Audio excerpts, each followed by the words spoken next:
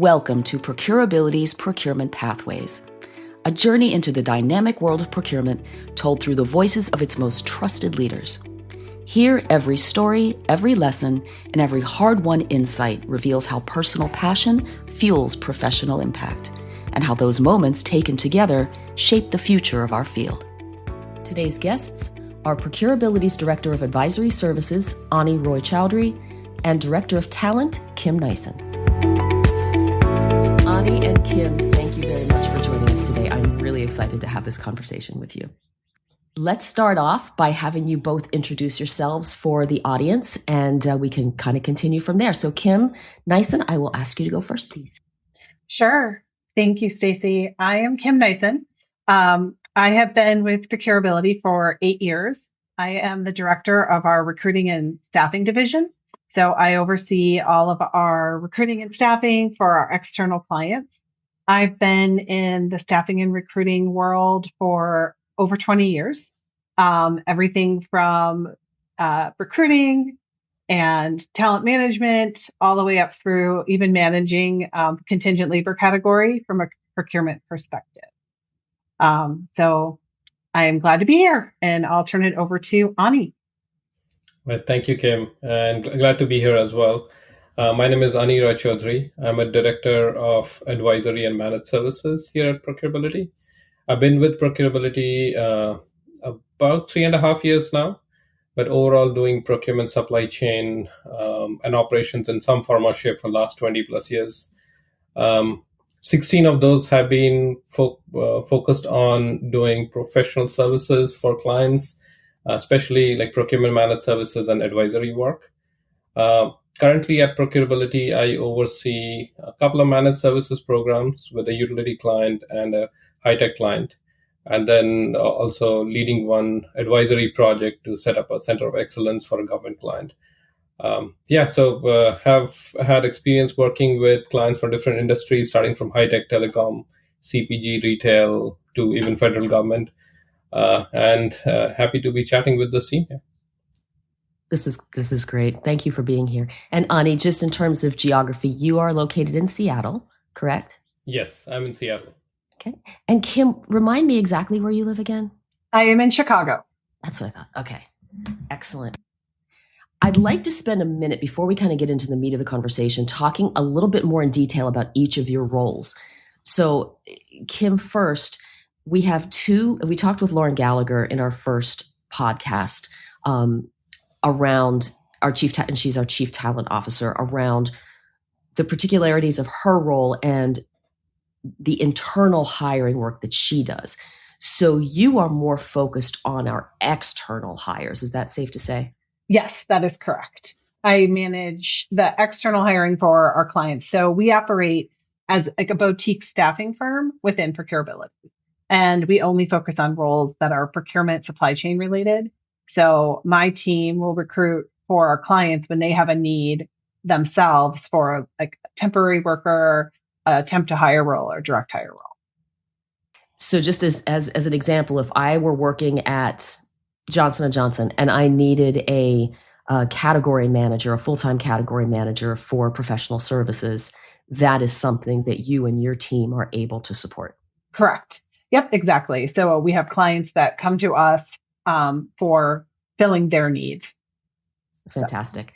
And we also work, and this kind of captures into Ani's category a little bit as well, staff augmentation kinds of roles. So for anybody listening that isn't familiar with that, what you just spoke of was direct hire, full-time, what we call FTE, full-time equivalent at an organization. And how does that distinguish from staff augmentation? So the staff augmentation piece would be the temporary or temp to hire piece. So if we have a client that has an interim need, maybe they are looking to hire themselves, but they need to fill a gap in the interim, or possibly someone's out on a leave. Maybe they have a new project that came online and they just need someone for a few months. Those are different ways that we would be able to help them fill that gap in employment so that we would be augmenting their staff in those areas. And so a lot of our clients do come to us for temporary needs. as well as the direct hire needs, which is when we would be helping them fill a full-time role. So maybe they're struggling to find candidates on their own for a category manager or something like that. We could help them with those searches as well. Perfect. So in both of those cases, the resource really serves as an extension of the company, whether it's temporary or permanent. Correct. They're an extension of the company. They operate almost as though they're an employee of the company. They're usually managed by the client directly. So it differs a little bit from Ani's area when we look more at the managed services piece. In this realm, if you're going to bring in a staff augmentation person, usually you have a defined workload, defined project that they're going to come in and work. The client would want to oversee that work. And there may be some budget constraints too that they want to follow or be within, or possibly maybe they want to hire the person eventually. So we kind of call that try before you buy.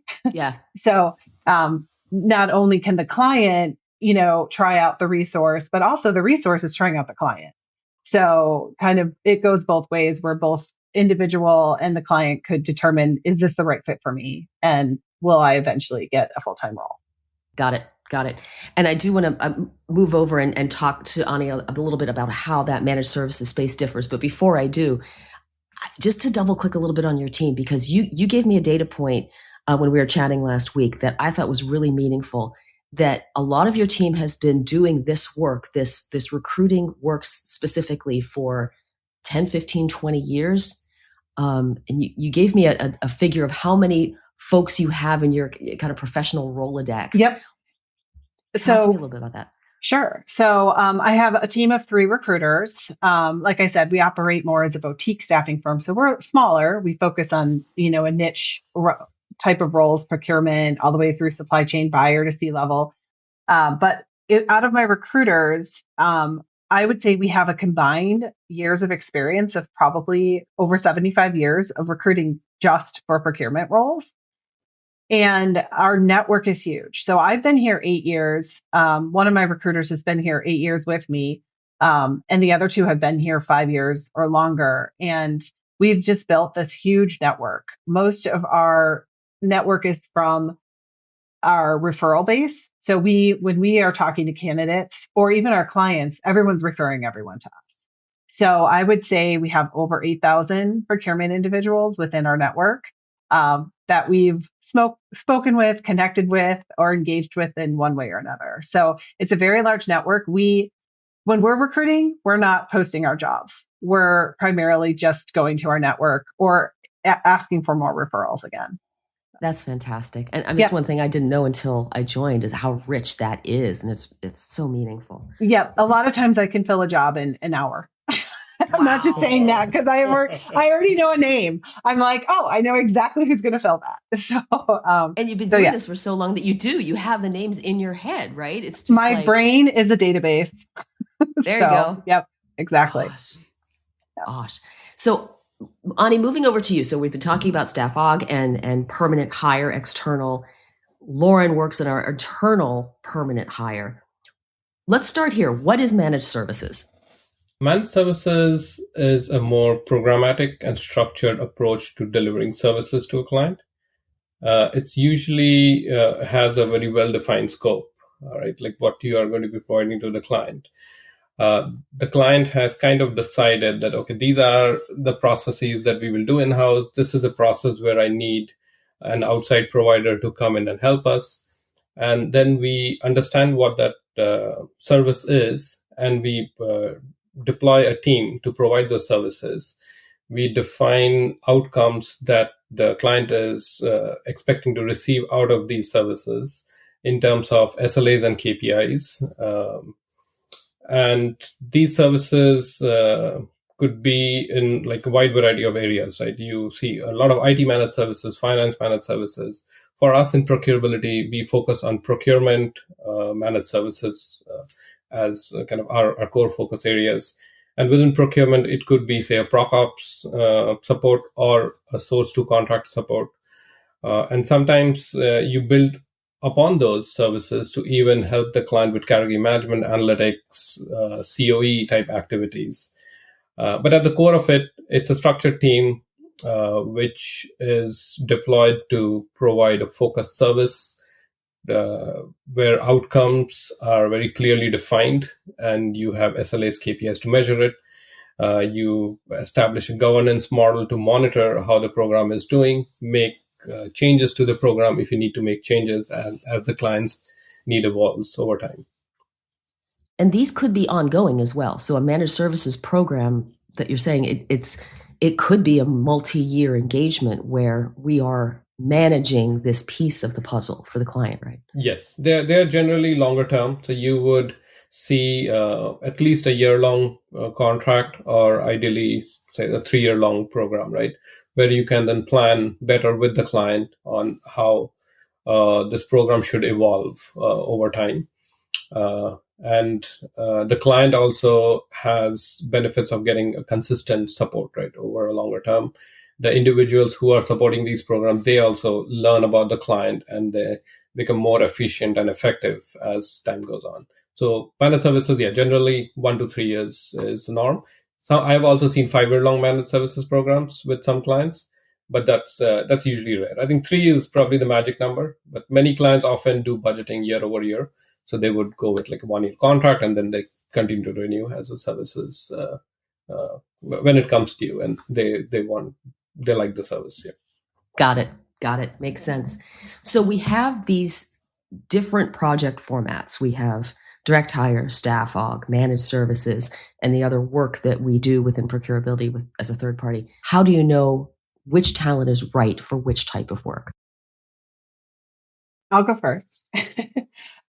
So I tend to look at the business need. So what is the business trying to do? What are they driving towards? Is it more temporary work? Is it strategic work? Is it transformational work? So if I have a client reach out to me needing a resource, and as I'm talking with them and trying to figure out exactly what their need is and what they're trying to solve, I kind of can determine, okay, are they really just looking for one person to come in, augment their staff, complete a project, and then leave? Or are they trying to complete a bigger project? Maybe they just had a merger or an acquisition that just happened, and they need to reassign all of these contracts, renegotiate contracts. And it's going to be a bigger project long term over time. Maybe they have a couple other acquisitions they're planning in the future. That to me might be a sign to say, oh, maybe I should reach out to Ani. Maybe this is more of a managed service and his team could come in and have a small team of contract specialists that can help them with this project. So I really feel like it's kind of looking at the need and determining what they're trying to solve, the strategy, of the role, and then also the length. Is it just a short term? We're going to do this project. When it's done, and then we don't need this person anymore. Or is it something longer term and we're trying to transform something here? Yep. Just to add to that, I think one more piece is like how much time does the client has to train and manage people as well. So if they have like a smaller need, 1 to 2 people, and they do have the time to train on board like you would a new employee, then I think staff aug is the way to go. But if you don't have, say, the time to train, and as a rule of thumb, generally you need a team rather than 1 or 2 individuals, right? Then you should look more for a managed services provider, because in those cases we can come in. We initially look at your processes. We develop, say, process documents. If one doesn't exist, we very clearly define the process steps that need to be followed as the work is performed, whether it's source to contract or proc ops. And then we use all of that documentation to build a training program that you can train any new individual on as they onboard on the program and start supporting the client. So if you want the structure where you are trying to not retain the responsibility to manage those individuals, where you want, say, the provider to come and manage the team and deliver you the outcome, you want a more outcome-based contract, then I think managed services is what you ideally should go for. Yep. Do you ever find that the client may not know specifically what they need, and so that becomes a conversation? Yeah, it does. And often what solution is right for the client gets determined as we have those conversations with the client, right? They may just start with, hey, I just need a couple of people to start with. But then as we start talking, they identify, okay, maybe we want you guys to manage because we just don't have the time. So if there is a person who can manage these individuals to train them on our processes, then that would be better. Then often the conversation then starts shifting towards more of a managed services type engagement. They would then often say that, hey, instead of just doing this process, maybe we need some help with analytics as well, right? Or we lack certain defined documentation on certain areas. So maybe we need help there to build some of that documentation, policies, procedures for us as well. So then you start seeing that, okay, there are more things you can do for the client there. And then in that case, a managed services solution where you can bring in people with the right skill set and form a team to address all those different problems makes more sense than just giving them a couple of individuals for kind of short-term and kind of immediate need that they initially started with.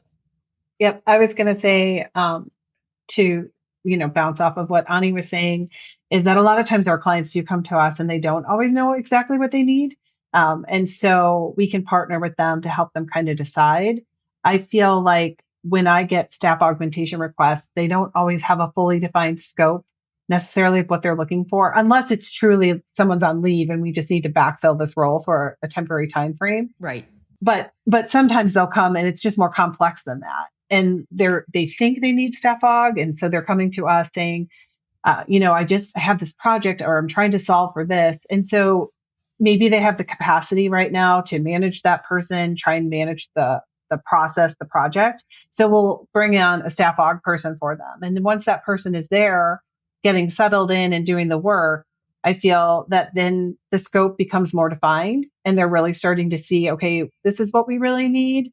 And so once that role starts to stabilize and they start to see this is bigger than we thought, sometimes staff aug can evolve into managed services.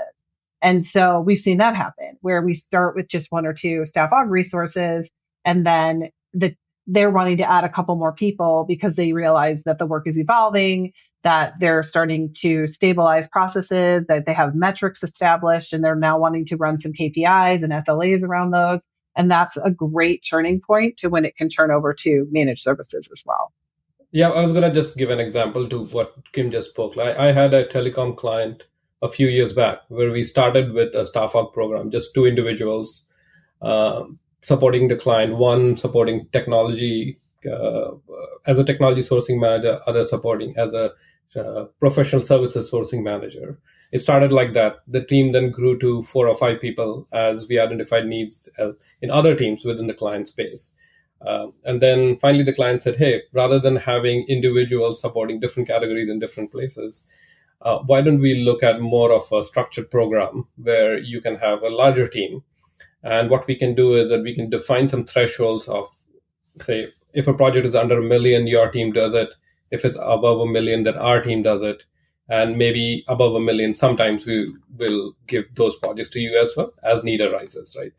So then we crafted a managed services program for them with a much larger team. So I think we started with like 20 people team. And we kind of created a blend of, US and India resources. And this was during the COVID time. So everybody was remote. And we hired like a team of 20 with, I think, 7 in US and the remaining in India. And we created like a source to contract execution support for them. And we created definitions within their system on how any new request come in would flow to our team and what would go to their team. So all rules were built into their system. And then we created a really structured program around that. And we defined SLAs, KPIs that we were tracking almost weekly at the beginning. And then gradually we kind of changed those to monthly tracking. And I also established a governance process to kind of provide their leaders a quarterly kind of update on how we were progressing. Some of the SLAs we were looking at were like cycle time, savings, ROI overall, for like different processes that we were supporting, like by different categories, different teams. So overall, I think that kind of shows like how a team evolves, right? Like from, say, you start with staff hog, but then as the need changes, the client's business model changes, you can get into a managed services type of engagement. I have an example of a client of ours that came to us actually wanting to hire a direct hire procurement director. And they were a university, and the person had resigned in the role, and so they needed to backfill it. And as I was talking to them about a direct hire role, I started to ask just some questions, scoping questions of like what they were really looking for, what they were trying to solve, and came to realize that I felt it was bigger than really just bringing in a procurement director. The main thing is that no one in the organization had procurement in their background, but there was a lot to get done. We had asked them, if they could send us a couple of the categories that they source for, some spend analysis, and as contracts, how many suppliers you have. And as we started to look at the data, we realized this is a lot of work for one person. And so, it was tactical, a lot of tactical work too, a lot of repeatable tactical work, excuse me. And so as we started talking, I pulled in some people from our advisory side and said, hey, can you join this conversation with me?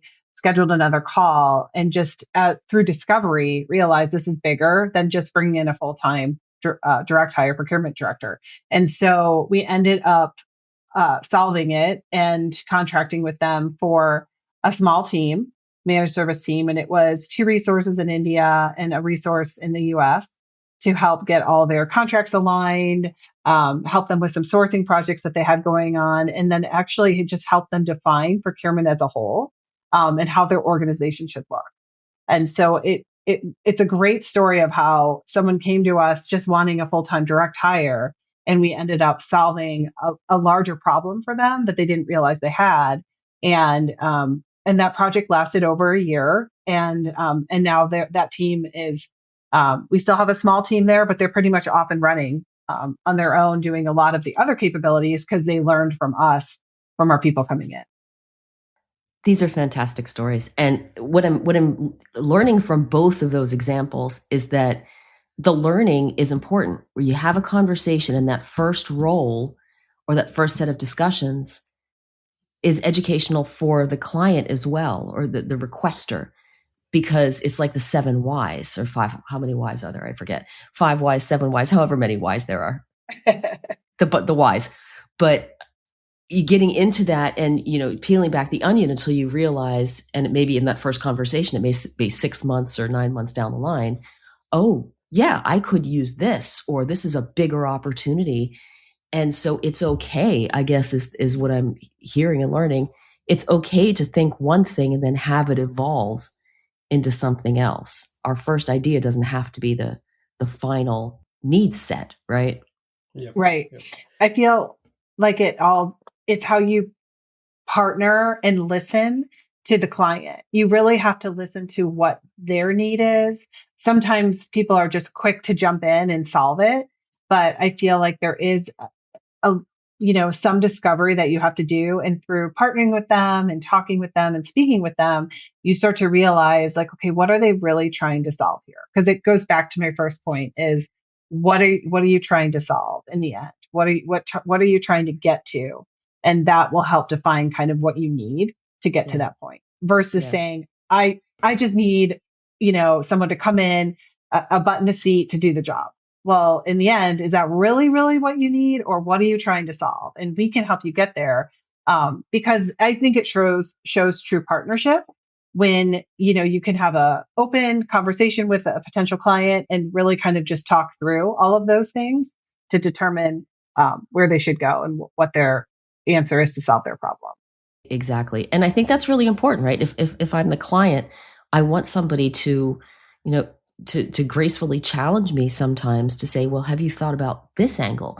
Because at the end of the day, taking one path may only support 25% of what you're really needing at the end of the day.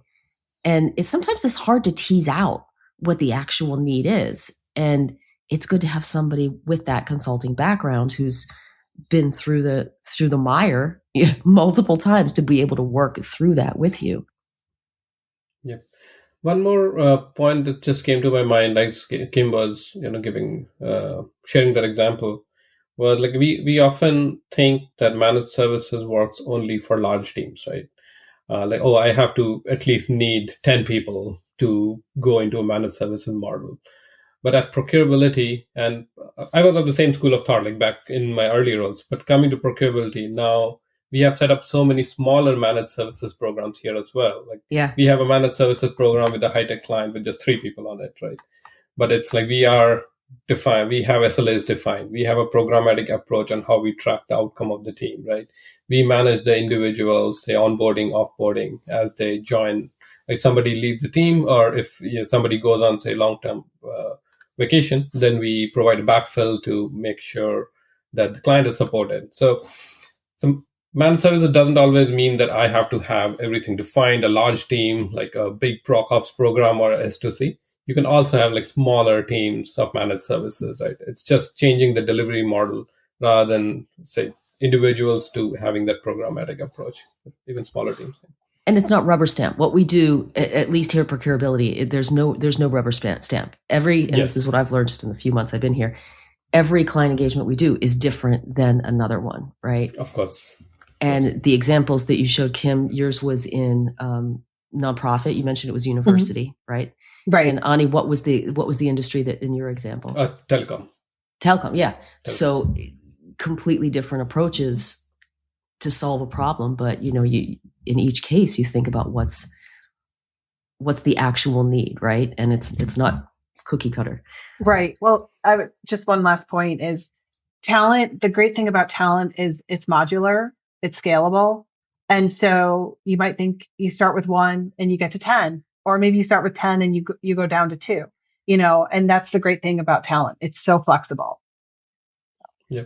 It's a great point. I think, Kim, that point also makes me think that at the core of all services is the talent, right? Mm-hmm. We have really talented, great people that do want to do good work for the client. The delivery model is different, say whether it's staff aug, managed service, or even advisory. But at the core of everything that we're doing is the great talented people that are supporting the clients. That's right. As our podcast guest for next week, or recording him next week, one of my former leaders always says, right? Talent, people aren't your most important asset. They're your only asset. And that's what we're talking about here, right? Yep.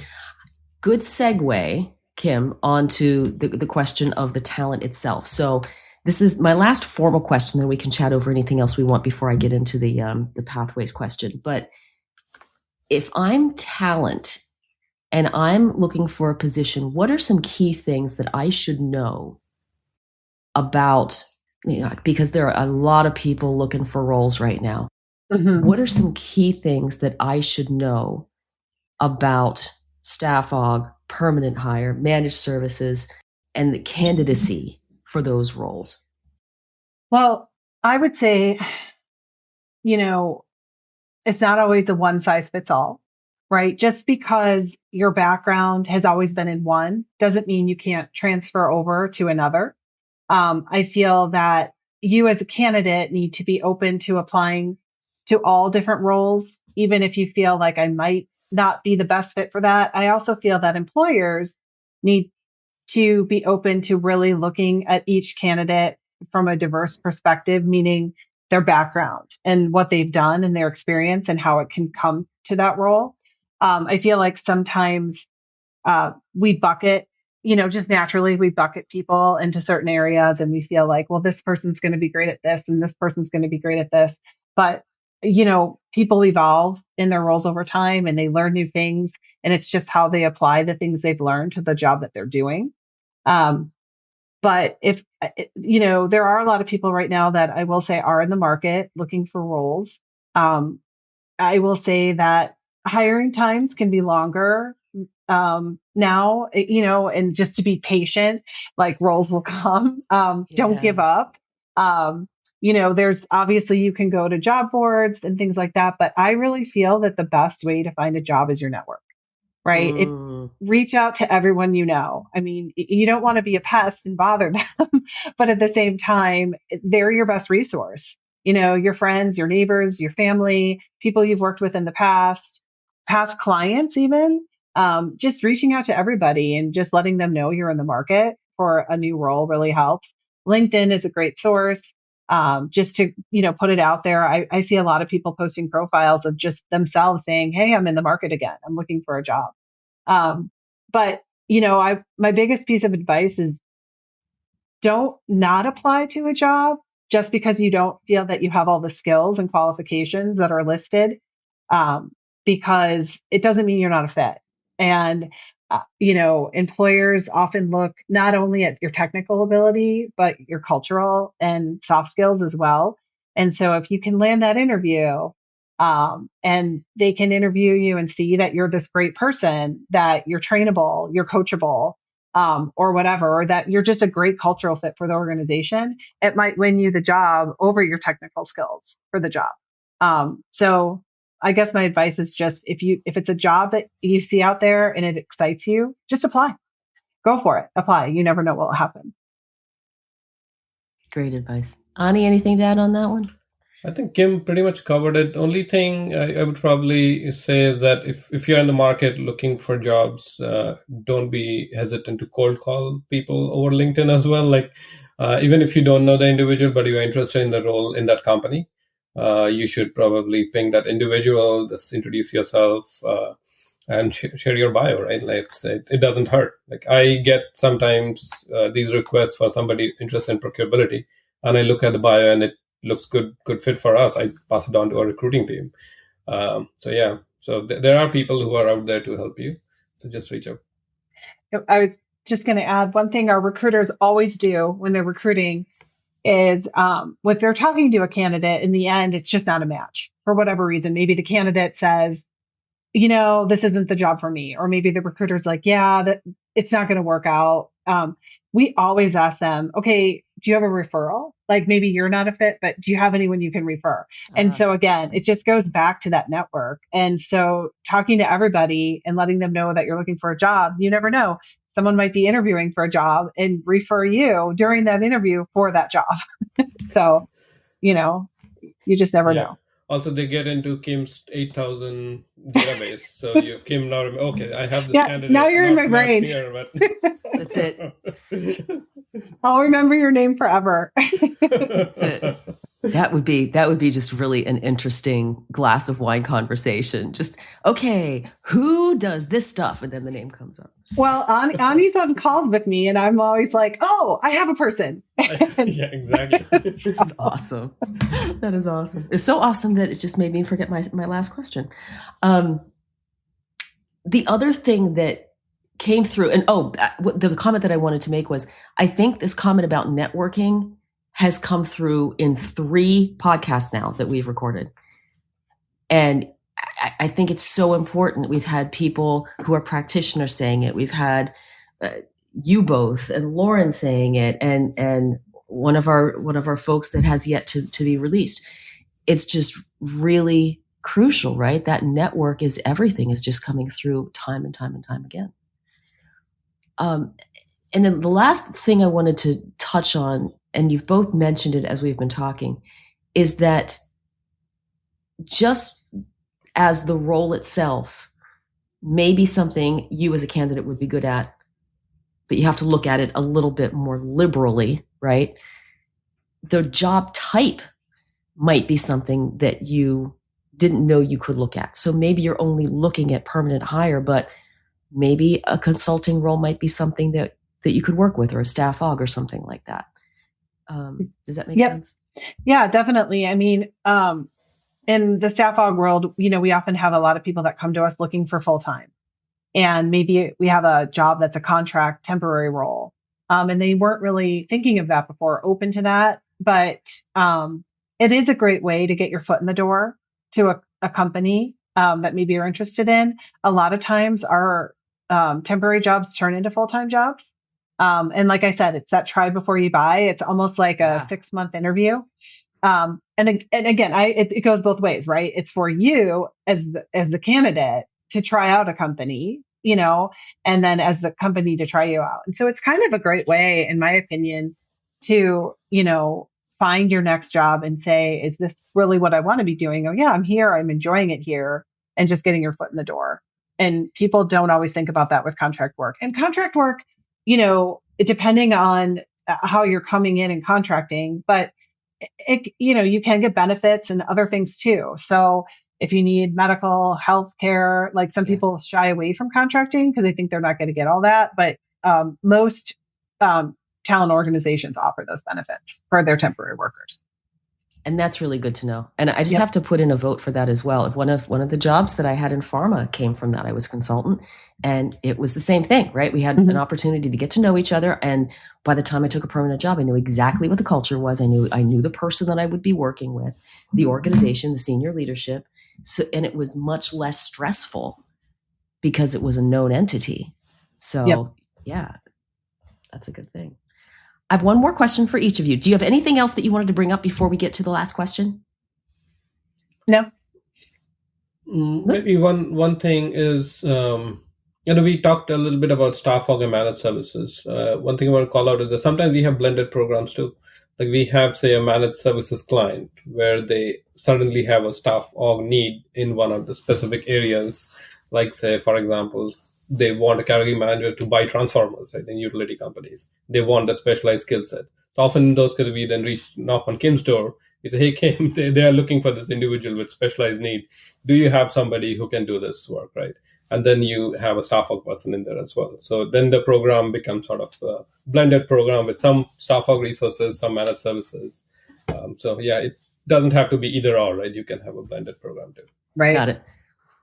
And the secret sauce in this mix, as I think that the audience is clearly getting, is that there's a lot of communication that happens between Kim's organization and Ani's organization. Right. We're very closely communicating here at ProcureAbility on all of this stuff. So, yes. Last question of the day, and thank you very much for all of this conversation. When it comes to talent or anything else in procurement, what is one piece of advice that you have for people on their path? What is one thing that you've learned that can help them along their own path? And Kim, I'll go to you first.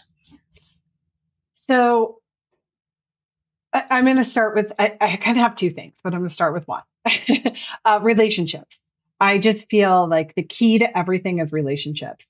It's the key to clients. It's the key to your network. It's the key to candidates. The more relationships you can form throughout your life, throughout your career, the better.